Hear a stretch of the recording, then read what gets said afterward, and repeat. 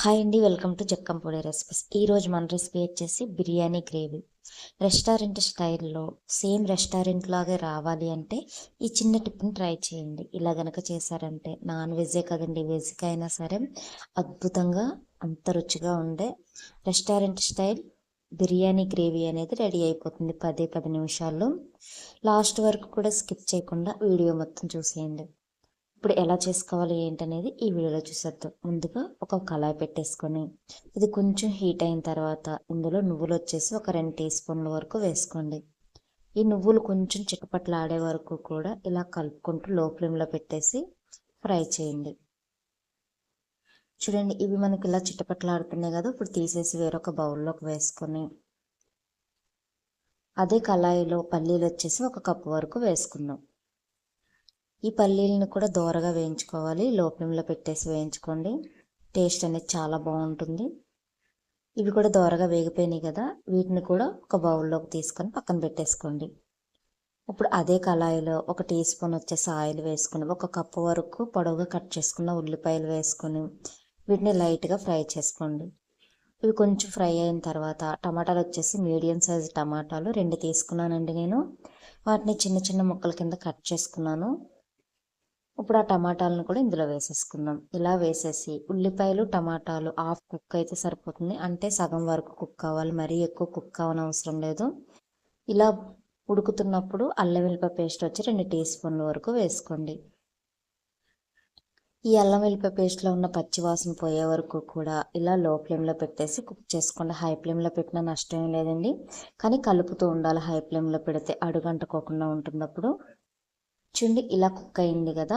ఇలా కుక్ అయిపోయిన తర్వాత ఇప్పుడు దింపేసి కొంచెం చల్లారనిద్దాం. ఇప్పుడు మనం ముందుగా వేయించుకున్న నువ్వులు అలాగే పల్లీలు కూడా ఇందులో వేసేసి మిక్సీ జార్లో వేసేసి మెత్తని గ్రైండ్ చేసేయండి. ఇప్పుడు గ్యాస్ వెలిగించుకొని వేరొక బౌల్ పెట్టుకొని ఇందులో ఆయిల్ వచ్చి ఒక 2 టీ స్పూన్ల వరకు వేసుకోండి. అంతేనండి, ఎక్కువ ఆయిల్ కూడా అవసరం లేదు. ఇందులోనే 2 యాలకులు, 1 అనాస పువ్వు, అలాగే 2 లవంగాలు, కొంచెం దాల్చిన చెక్క, మరాఠీ మొగ్గు వచ్చేసి 1 యాడ్ చేసుకోండి. అలాగే మీ దగ్గర బిర్యానీ ఆకు ఉంటే 1 బిర్యానీ ఆకు లేదా 2 బిర్యానీ ఆకులు కూడా యాడ్ చేసుకొని ఇలా దోరగా వేగిన తర్వాత మనం పల్లీలు నువ్వులు టమాటా ఉల్లిపాయ పేస్ట్ బట్టి పక్కన పెట్టుకున్నాం కదండి, ఆ పేస్ట్ మొత్తాన్ని కూడా ఇందులో వేసేసుకోండి.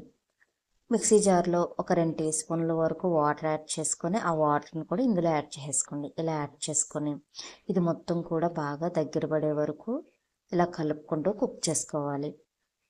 మనకి ఇది మొత్తం కూడా గ్రేవీ అంత దగ్గరికి ఇలా వచ్చేస్తుందండి. ఇలా వచ్చినప్పుడు ఇందులో రుచికి సరిపడా సాల్ట్ అనేది 2 టీ స్పూన్ల వరకు యాడ్ చేసుకోండి.